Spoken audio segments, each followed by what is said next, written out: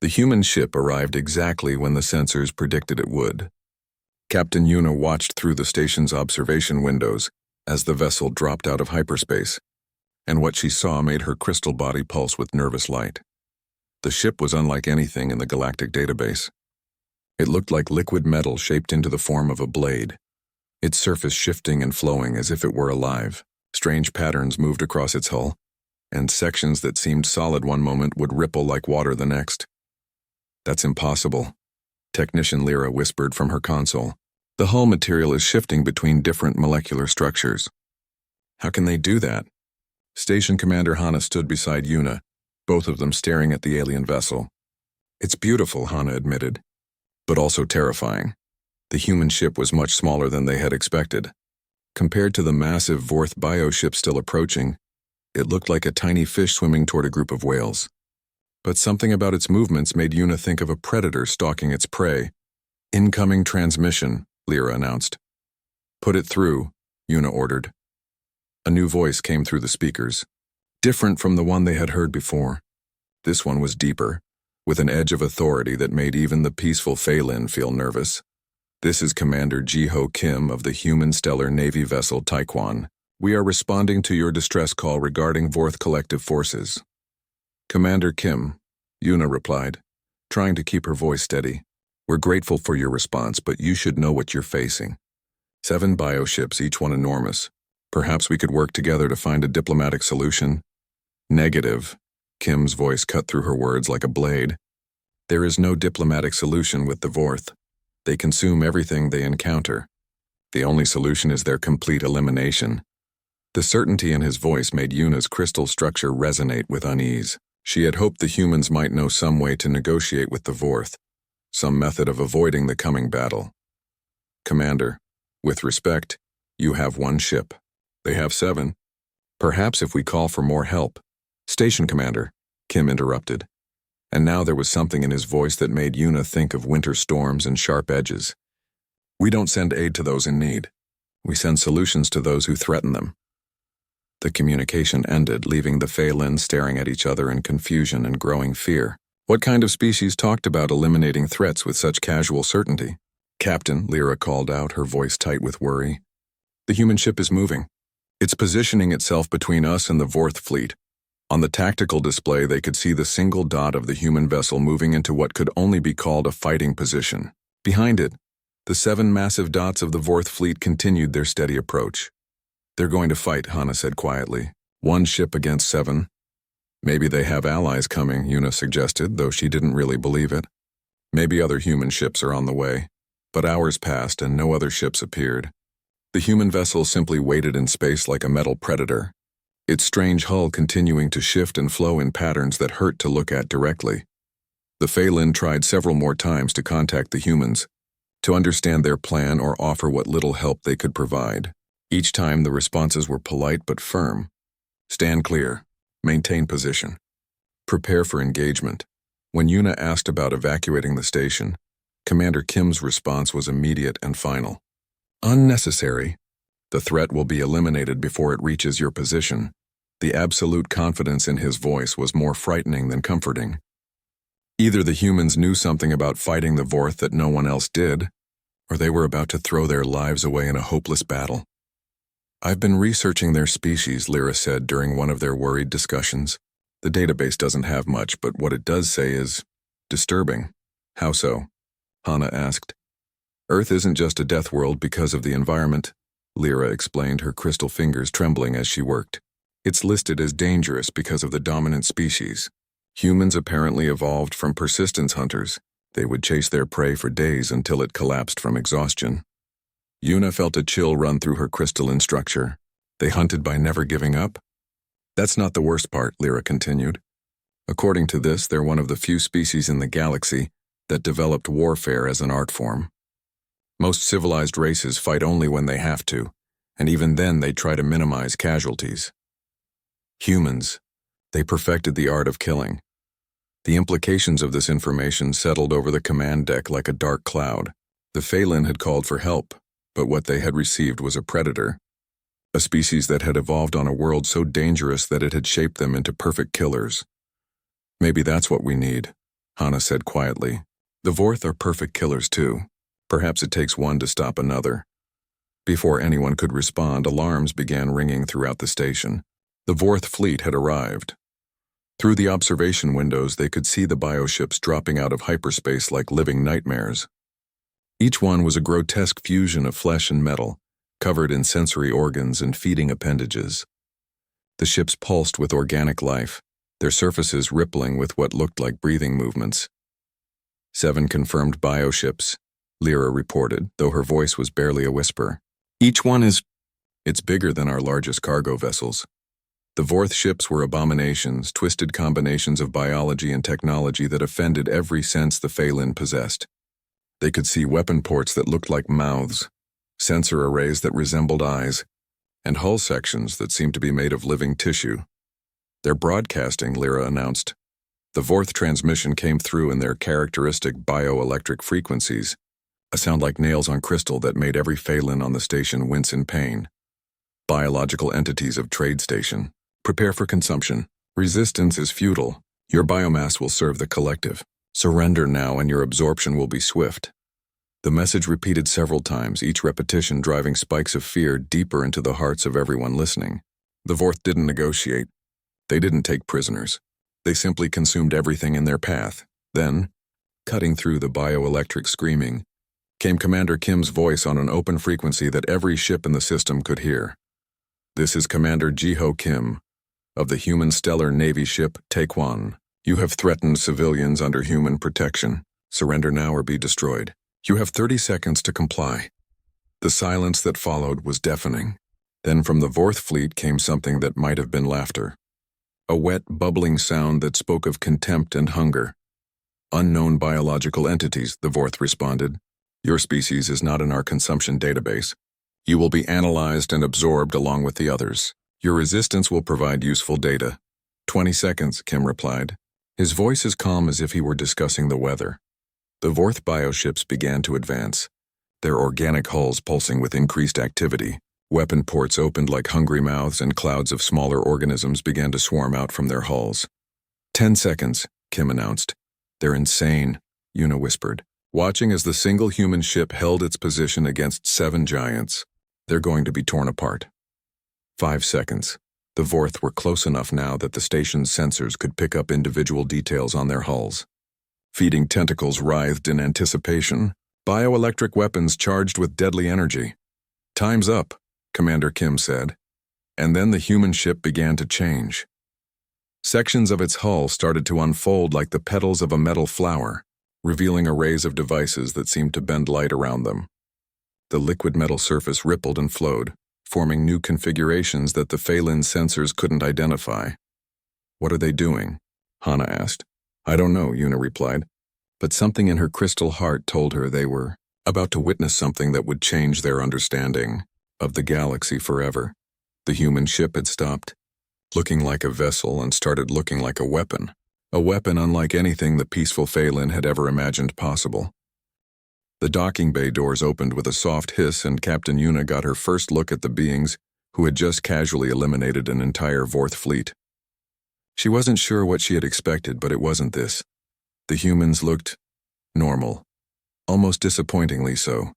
Commander Jiho Kim was the first to step onto the station, followed by his away team. They were bipedal, roughly the same size as the Phelan, with pale skin and dark hair. They moved with a fluid grace that reminded Yuna of predators. But they seemed so ordinary compared to the devastating power they had just displayed. Station Commander Hana. Captain Yuna, Kim said, offering what appeared to be a gesture of greeting. Thank you for allowing us to dock. We need to conduct a security sweep to ensure no Vorth parasites reached your station during the engagement. His voice was the same one they had heard over communications, but in person it carried an odd quality. Professional and polite, but with an underlying edge that made Yuna's crystal structure resonate with unease. Of course, Hana replied, though her voice trembled slightly. Whatever you need. The rest of the human away team spread out through the docking bay with practiced efficiency. Chief Petty Officer Hyejin carried scanning equipment that hummed with unknown energy. Medical Officer Dongyan set up what looked like a portable medical station. Each human moved with purpose, their actions coordinated without any apparent communication. Your species, Yuna found herself saying. We've never encountered humans before. How long have you been traveling the stars? Kim's expression didn't change, but something flickered in his eyes. Long enough to know what needs to be done when threats like the Vorth appear. It wasn't really an answer, but before Yuna could ask more questions, Chief Heejin approached with her scanner results. No parasitic organisms detected, Commander, she reported. The station is clean. However, I'm reading elevated stress indicators in the civilian population. The bioelectric emissions from the Vorth ships may have caused psychological trauma. Understood, Kim replied. Dongyun, begin medical evaluations of any personnel showing symptoms. Medical Officer Dongyun nodded and began approaching the gathered Phelan with what appeared to be medical equipment. Despite their fear, Yuna was surprised by how gentle the human medic was. His movements were careful and precise, clearly designed not to cause additional stress. Your injuries are minor, Dongyun said as he examined Technician Lyra, who had been suffering from crystal fractures caused by the Vorth bioelectric screams. The damage to your crystalline structure can be repaired easily. He produced a small device that projected some kind of energy field. Within moments, the cracks in Lyra's crystal body began to heal, the fractures disappearing as if they had never existed. How did you do that? Lyra asked in amazement. Biocrystalline repair matrix, Dongyun explained casually. We've encountered crystal-based life forms before. Your physiology is similar to the Silthan of the Margon cluster, the casual way he mentioned. Other crystal species made Yuna realize that humans had been traveling the galaxy much longer than their records suggested. They seemed to know about species and technologies that weren't in any database. Commander Kim, Hana said hesitantly, may I ask about your weapons? We've never seen anything like what you used against the Vorth. Kim's expression remained neutral, but Yuna caught something in his eyes. Not anger or suspicion, but a kind of measuring look, as if he were deciding how much to reveal. Standard ship-mounted systems, he replied. Quantum disruptors, gravity manipulation arrays, reality anchors. Nothing unusual by human standards. Reality anchors? Yuna asked. Devices that prevent targets from entering hyperspace, Chief Heejin explained as she continued her scanning work. The Vorth are notorious for fleeing when they encounter effective resistance. We don't allow that. The matter-of-fact way she discussed preventing escape made Yuna's crystal structure shiver. These humans didn't just fight their enemies. They made sure those enemies could never escape to threaten anyone else. You've fought the Vorth before, Hana observed. Multiple times, Kim confirmed. They're a persistent problem in this region of the galaxy. Each time we eliminate a fleet, more appear from their breeding worlds in the outer rim. Eliminate, Yuna repeated. You mean destroy completely? Yes. Kim's voice carried no emotion, no regret, no satisfaction. Just simple fact. The Vorth cannot be reasoned with, reformed, or contained. They exist only to consume other life forms. The only effective solution is their complete elimination.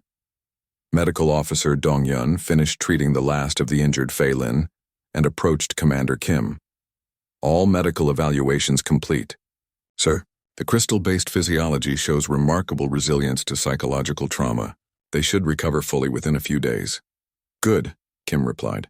Begin equipment diagnostics while I complete the security briefing with station personnel. As the human crew worked, Yuna found herself studying them more carefully. They moved with the kind of casual efficiency that spoke of long experience. Every action was purposeful, every motion calculated for maximum effect with minimum effort. Commander, she said finally, how many times have you responded to distress calls like ours? Kim paused in his work, considering the question. This month? This is the 7th Vorth incursion we've dealt with. This year, 43 separate engagements across 6 different sectors. The numbers were staggering. 43 battles against creatures that most civilized species considered unbeatable nightmares, and the humans spoke about it like routine maintenance. Don't other species ask for your help more often? Hana asked. They do, Chief Heejin answered from across the bay, but most prefer to handle threats themselves. We're usually called only when the situation becomes desperate. Why? Yuna asked. Because we solve problems permanently, Kim replied. Many species prefer temporary solutions, diplomatic options, containment strategies. We don't offer those choices. There was something chilling about the way he said it. Not threatening exactly, but final. Absolute. Like a force of nature that couldn't be negotiated with or redirected. What happens now? Hana asked. Will you leave us to rebuild? No, Kim said, and his tone made both Phelan leaders look at him sharply. The Vorth attack on your station wasn't random. They were testing defenses in this sector, probing for weaknesses. More will come. More Vorth fleets? Yuna asked, fear creeping back into her voice. Possibly. Or other threats drawn by the signs of successful predation. Your station is strategically located along several major trade routes. That makes it valuable to various hostile species. The implications of his words settled over the command team like a heavy weight. They had survived one attack, but only because the humans had arrived in time. What would happen the next time? We could relocate the station, Hana suggested. Temporary solution, Kim replied immediately. The threats would find you eventually. Running only delays the inevitable. Then what do you suggest? Yuna asked, though she suspected she already knew the answer. Permanent protection, Kim said. We establish a monitoring station in this system. A small facility, minimal crew, but with direct communication to human fleet assets. Any future threats would be dealt with immediately. What would you want in return? Hana asked carefully. Your station becomes part of our early warning network, Kim explained. Your people monitor trade routes, report unusual activity, provide intelligence on potential threats in the sector. In exchange, you receive full protection from any hostile species. It wasn't really a choice, Yuna realized. Accept human protection and become part of their network, or face the next threat alone. Given what they had just witnessed, there was only one rational decision. We accept, Hana said formally. Kim nodded as if he had expected no other answer. Good. We'll begin construction of the monitoring facility within the week. Until then, the Taekwon will remain in system. As the human crew finished their work and prepared to return to their ship, Yuna couldn't shake the feeling that everything had changed. They were safe now, safer than they had ever been. But they were also under the protection of creatures who viewed galactic genocide as routine maintenance. She watched Commander Kim and his team walk back to their ship, moving with that same predatory grace that had marked them from the beginning. They were protectors now, but Yuna couldn't forget what she had seen them do to the Vorth fleet. Sometimes, she thought, protection came from the most dangerous predators of all. The first Vorth bioship simply stopped existing. Captain Yuna watched through the observation window as the massive organic vessel, easily the size of a small city, was there one moment and gone the next. Not destroyed, not blown apart, but reduced to its basic atoms and scattered across space like cosmic dust. What just happened? Station Commander Hana whispered, her crystal body flickering with patterns of shock and disbelief. I don't know. Technician Lyra replied from her console, her voice shaking. The sensors show massive energy discharge from the human ship, but the readings don't match anything in our database. It's like they unmade it. The remaining 6 Vorth bioships paused in their advance, their organic sensors trying to understand what had just occurred. Their bioelectric communications filled the system with confused screaming, a sound like tearing metal mixed with animal pain. The human ship, the Taekwon, floated calmly in space. Its hull continued to shift and change, revealing new weapon arrays that seemed to twist space around them. Whatever technology they were using, it was beyond anything the Fei Lin had ever encountered. Vorth collective vessels. Commander Kim's voice came through the communication system, still as calm as if he were ordering dinner. You have 6 ships remaining. Surrender or share the fate of your companion. The response from the Vorth was immediate and furious. Bioelectric screams of rage filled every frequency as the remaining ships spread out and began their attack. Clouds of parasitic organisms poured from their hulls while bioplasma weapons charged with deadly energy. The second Vorth ship met a different fate than the first. Space around it began to bend and twist as gravity wells appeared from nowhere. The massive bioship was pulled in different directions by forces that shouldn't exist, its organic hull stretching like rubber before being compressed into a sphere barely 100 meters across. The screams from the dying ship could be heard throughout the system, transmitted on bioelectric frequencies that made every Phelan on the station cover their crystal ears in pain. How are they doing this? Yuna asked, but no one had answers. Human vessel, came a new voice from the Taekwon. This one belonged to a woman, her tone crisp and professional. This is Lieutenant Somin Park, Tactical Officer. Beginning Attack Pattern 7. All Hunter Units. Prepare for deployment. Before, the Phelan could wonder what Hunter Units were. They got their answer. Small craft began to emerge from the human ship, each one no bigger than a shuttle but moving through space like living things. They flew in patterns that reminded Yuna of hunting packs from her home world, coordinating their movements with predatory intelligence. Target the neural clusters, Lieutenant Park's voice directed. Disable their communication networks first, then systematic dismantlement. The third Vorth bio ship found itself surrounded by these hunter craft. Instead of trying to destroy it completely, the humans began to cut it apart piece by piece. Precision weapons sliced through bioneural connections while other devices disrupted the ship's ability to coordinate its defenses. They're not just killing them, Hana observed, her voice filled with a mixture of awe and horror. They're taking them apart like surgeons. One of the huntercraft pilots spoke over the communication channel, his voice filled with what could only be described as professional enthusiasm. This is Ensign Daehyun. Neural cluster severed on target 3. The bioship is paralyzed but alive. Confirmed, Daehyun, Lieutenant Park replied. Proceed with systematic harvest of technical data before final termination. The clinical efficiency of the human assault was more terrifying than the violence itself. They weren't fighting in anger or desperation. They were working, carrying out a job with the same care a craftsman might use to build furniture. The 4th and 5th Vorth ships attempted to flee, their bioelectric communications filled with something the Phelan had never heard before: fear. The ancient consumers of civilizations, creatures that had devoured countless worlds, were running in terror from a single human vessel. No escape permitted, Commander Kim announced. Hunter units, pursuit pattern, use quantum anchors to prevent hyperspace entry. 2 more hunter craft peeled away from the formation, chasing the fleeing bioships with relentless determination. Their pilots, Lieutenant Minho and Specialist Nayeon, coordinated their pursuit like wolves chasing wounded prey. Quantum anchors deployed, Minho reported. Targets locked in normal space, beginning pursuit hunt. What followed was perhaps the most disturbing thing the Phelan had witnessed yet.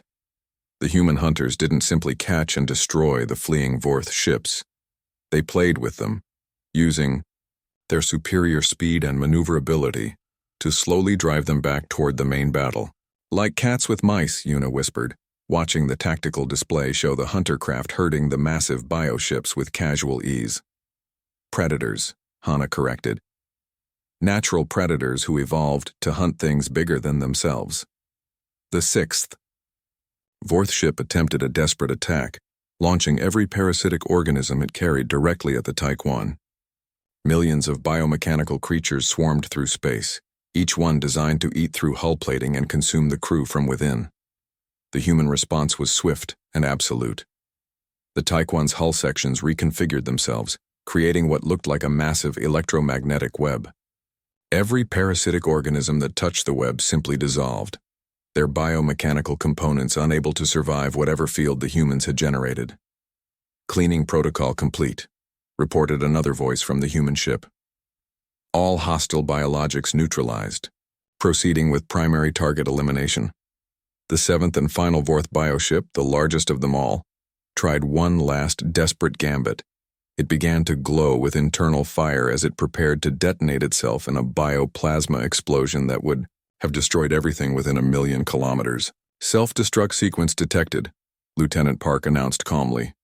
Deploying containment field. A bubble of distorted space appeared around the Vorth ship, trapping it just as the bioplasma explosion began. The entire vessel erupted in flames and energy. But the explosion was contained within the human containment field.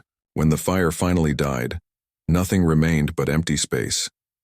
The battle was over. 7 massive bioships, each one capable of consuming entire planets, had been destroyed by a single human vessel in less than an hour. The efficiency of the victory was almost as disturbing as the violence itself. Threat neutralized, Commander Kim announced, his voice returning to its earlier calm tone. Station Veltara, this is Taekwon, requesting permission to dock for post-engagement inspection. Captain Yuna found herself unable to speak for several long moments. Finally, She managed to activate the communication system. Permission granted, Commander. Docking Bay 7 is clear for your use. As the human ship approached the station, its hull shifting back to a more conventional configuration, Yuna couldn't shake the feeling that they had just witnessed something that would change their understanding of the galaxy forever. The humans hadn't just defeated the Vorth. They had eliminated them with such casual efficiency that it seemed routine, like they had done this many times before. Captain, Lyra said quietly, her crystal fingers trembling as she worked at her console. I've been monitoring their communications during the battle. They weren't excited or angry or afraid. They were calm, professional, like they were just doing their job. What kind of species treats genocide like a job? Hana wondered aloud. The kind that evolved on a death world, Yuna replied, watching as the human ship settled into the docking bay. The kind that learned to be perfect killers just to survive. Soon they would meet these humans face to face. The beings who had just casually erased one of the galaxy's most feared threats without breaking a sweat. Yuna wasn't sure whether to be grateful or terrified. Perhaps both. 3 days after the battle, Captain Yuna stood in her quarters staring out at the stars. The debris field where the Vorth fleet had died was already being cleared by automated systems from the human ship. Soon there would be no sign that 7 massive bioships had ever existed. A soft chime indicated someone at her door. "Come in," she called. Station Commander Hana entered, her crystal body glowing with thoughtful patterns. "The humans want to meet with us again. Commander Kim says they're ready to explain the protection arrangement in detail." Yuna nodded, though she felt a familiar unease.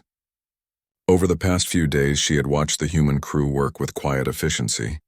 They had helped repair damage to the station, provided medical care to injured personnel, and even shared some of their advanced technology. They were polite, professional, and utterly terrifying. "Have you been thinking about what they said?" Hunter asked.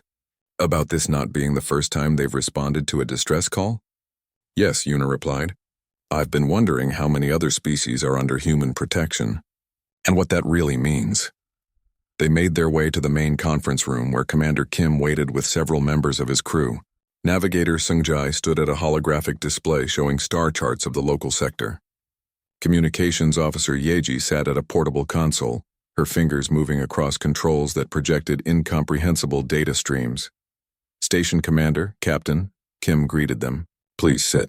We have much to discuss." As they took their seats, Yuna noticed that the humans arranged themselves with their backs to walls and clear sight lines to all exits. Even in a peaceful meeting, they maintained the awareness of predators. "Before we begin," Hana said carefully, "may I ask a question that's been troubling our people?" "Of course," Kim replied. "You eliminated the Vorth fleet so easily. Why don't other species ask for your help more often? Why isn't human protection more common in the galaxy?" Navigator Sungjai and Communications Officer Yeji exchanged glances before Kim answered. "Because most species find our methods disturbing." "How so?" Yuna asked. "We don't fight wars the way other civilized species do," Yeji explained, her voice carrying a note of something that might have been sadness. "Most galactic conflicts involve territorial disputes, resource competition, political disagreements. They fight for specific goals and stop when those goals are achieved. We fight differently," Sungjai continued. "When we identify a threat, we eliminate it completely. No negotiations, no partial victories, no temporary ceasefires. We remove the threat from existence." The room fell silent as the implications of his words settled over the Phelan. "You mean you commit genocide?" Hana said quietly. "When necessary," Kim confirmed without hesitation. "The Vorth Collective, for example. They cannot be reformed, cannot be contained, cannot be reasoned with. They exist only to consume other life forms.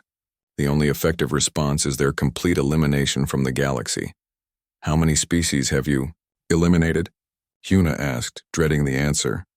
17 major extinction events in the past century," Kim replied with the same tone he might use to discuss the weather. "Various parasitic collectives, hive mind raiders, reality-destroying cults, and biomechanical plagues. All threats that could not be contained by conventional means. The number was staggering. 17 entire species wiped from existence by human action." Yuna felt her crystal structure dim with shock. "This troubles you," Yeji observed. Of course it troubles us, Hana replied. You're talking about the destruction of entire civilizations. Civilizations that would have destroyed countless others if left unchecked, Seungjae pointed out. The Vorth alone have consumed over 300 inhabited worlds in the past 50 years. How many lives were saved by eliminating them? It was a logical argument, Yuna had to admit. But the casual way the humans discussed extinction made her deeply uncomfortable. This is why most species prefer to handle threats themselves, Kim explained. They would rather fight continuous wars against manageable enemies than accept our permanent solutions. But some species do accept your protection, Hana said. Yes, Yeji confirmed, bringing up new data on her console. Currently, 47 species across 12 sectors operate under human protection protocols. They serve as early warning systems, intelligence gatherers, and safe havens for our crews. What does that mean for us? Yuna asked. Your station becomes part of our network, Kim explained. You monitor trade routes and report unusual activity. In exchange, any threat to your people is met with immediate and overwhelming human response. And if we change our minds? Hana asked carefully.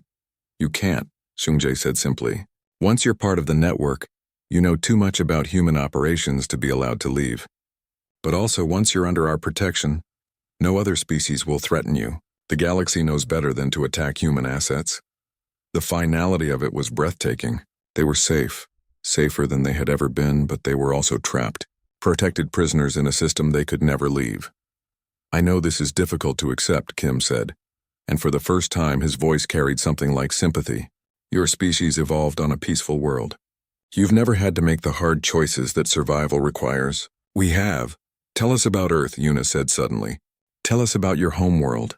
The humans exchanged glances again, and Yuna saw something flicker across their faces. Not anger or sadness, but something deeper, something that spoke of old pain and hard-won wisdom. Earth is a Class 13 death world, Yeji began. The environment tries to kill everything that lives there.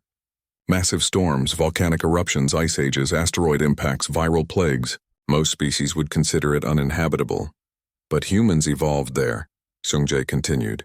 We learned to survive by becoming better killers than anything else on the planet. We hunted creatures larger and stronger than ourselves by being smarter, more persistent, and more ruthless. When we reached the stars, Kim added, we discovered that the galaxy was full of threats that other species couldn't handle. Parasites like the Vorth, reality-destroying entities, hive minds that consumed intelligence itself. Someone had to stand against them. So you became the galaxy's exterminators, Hana said. We became what the galaxy needed, Kim corrected. Protectors willing to do what others couldn't, to make the hard choices that peaceful species couldn't make. Yuna looked around the room at these strange beings who had saved her people. They weren't evil, she realized. They were simply products of a world so dangerous that it had shaped them into perfect killers, and now they used that terrible efficiency to protect others. What happens now? She asked. Now you live, Kim said simply. Your people are safe, your station is protected. Your species will survive and prosper. In exchange, you help us protect others who might face the same threats you did. And if we refuse? You won't, Yeji said with quiet certainty. Because you've seen what happens to species that face threats like the Vorth alone. You know that sometimes survival requires accepting protection from those who are willing to do terrible things to keep you safe. As the meeting ended and the humans returned to their ship, Yuna found herself updating the station's official logs. With steady crystal fingers, she changed their classification from Independent Trade Station to Human Protected Territory. It was a small change that represented a complete transformation in how they viewed their place in the galaxy. They had called for help and help had come. But it had come in the form of creatures who solved problems by erasing them from existence. Standing at the observation window, watching the human ship patrol the system like a metal predator, Yuna realized that she felt safer than she ever had before. They were under the protection of the galaxy's most efficient killers, and no threat would ever reach them again. The price was their freedom. But perhaps that was a fair trade for survival in a universe full of horrors like the Vorth Collective. Sometimes, Yuna thought as she watched the stars, protection came from the most dangerous predators of all. And sometimes that was exactly what the galaxy needed. Captain Yuna stood at the center of Veltara Station's command deck, her crystalline fingers dancing across the control panels with nervous energy. The Fei Lin were a peaceful people, their bodies made of living crystal that caught and reflected light in beautiful patterns. For thousands of years, they had known only peace in their corner of the galaxy. The trade station floated quietly in the Kepler sector, far from any major conflicts or dangerous worlds. Ships came and went regularly, bringing goods and news from across the known systems. The biggest problem Yuna usually faced was deciding which docking bay to assign to incoming cargo vessels. Today was different. Today, everything had changed. "Captain," called out Technician Lyra from her station, her voice shaking with fear. "The long-range sensors are picking up movement." It's them." Yuna didn't need to ask who them meant. Every civilized species in the galaxy knew about the Vorth Collective. They were nightmares made real biomechanical creatures that consumed entire worlds. They turned living beings into fuel for their massive ships, leaving nothing but empty planets behind. "How many ships?" Yuna asked, though she already dreaded the answer. 7, Lyra whispered. 7 bioships, each one the size of a small moon. They'll be here in 3 days. The command deck fell silent. The Phelan had no real weapons, no warships, no way to fight back. Their society had evolved on a garden world where the most dangerous creature was smaller than a house pet. They built things of beauty, not weapons of war. "Send out an emergency signal," Yuna ordered, her voice steadier than she felt. "Broadcast on all frequencies. Tell everyone what's coming. Maybe someone can help us." Station Commander Hana entered the command deck, her crystal body glowing with stress patterns. She was older than Yuna, had lived through many peaceful decades of trade and diplomacy. Never had she imagined facing something like this. "Any response to our calls for help?" Hana asked. "Several," Yuna replied, but her tone was grim. "The Zephyrian Empire says their fleets are busy fighting border wars. The Nexus Confederacy claims they're too far away to reach us in time. The Shade Collective won't even answer directly." One by one, the responses had come in. Polite refusals, apologies, explanations about why no help could be sent. Every major power in the sector had reasons why they couldn't spare ships to help a small trade station defend itself against the Vorth. The Phelan understood. They really did. Why risk valuable warships and trained soldiers to save a species that couldn't even fight back? It made sense from a military standpoint. But understanding didn't make the fear go away. "Keep broadcasting," Hana said quietly. "Someone might hear us. Someone might care enough to try." Hours passed. The station's population began to panic as word spread about the approaching Vorth fleet. Some tried to leave on cargo ships, but the vessels were too slow. The Vorth would catch them easily in open space. Others talked about hiding in the station's lower levels, as if that would help when the bioship started feeding. Yuna watched the tactical display, seeing the 7 red dots moving steadily toward them. Each dot represented a living ship the size of a city, filled with millions of parasitic creatures that could eat through metal and flesh alike. The Vorth didn't just kill their victims. They absorbed them, made them part of the collective. "Captain," Lyra's voice was sharp with surprise. "We're getting a response. It's from—" "I don't recognize the species." "Put it through," Yuna ordered. The communication was brief and strange. A voice spoke in heavily accented Galactic Standard, the words careful and precise. "This is Earth vessel responding to distress call. Message received. Response en route. Earth?" Hana asked, moving to look at the display. "I've never heard of that world." Lyra's fingers moved quickly across her console, accessing the galactic database. What she found made her crystal body flash with alarm. "Captain, you need to see this. Earth is classified as a Class 2 Deathworld. The rating system went from I to Toitwin, with Toitwin being the most dangerous planets in known space. Worlds where the environment itself was constantly trying to kill everything on it. Most civilized species avoided such places completely. What kind of species evolves on a Class 2 world? Yuna wondered aloud. The database didn't have much information about humans. They were listed as a bipedal species that had somehow survived on one of the galaxy's most hostile planets. The few notes mentioned that they were highly adaptable and had an unusual approach to problem solving. "How far away are they?" Hana asked. "That's the strange part," Lyra replied. "According to this, Earth is over 40 light-years away. Even the fastest ships in the galaxy couldn't reach us in time. But they said response was en route." More hours passed. The Vorth fleet continued its approach, now less than 2 days away. The Phelan could do nothing but wait and hope that somehow these unknown humans might arrive in time to help. Some of the station's residents had begun to pray to their ancient crystal gods. Others worked frantically to hide valuable items or destroy sensitive data before the Vorth arrived.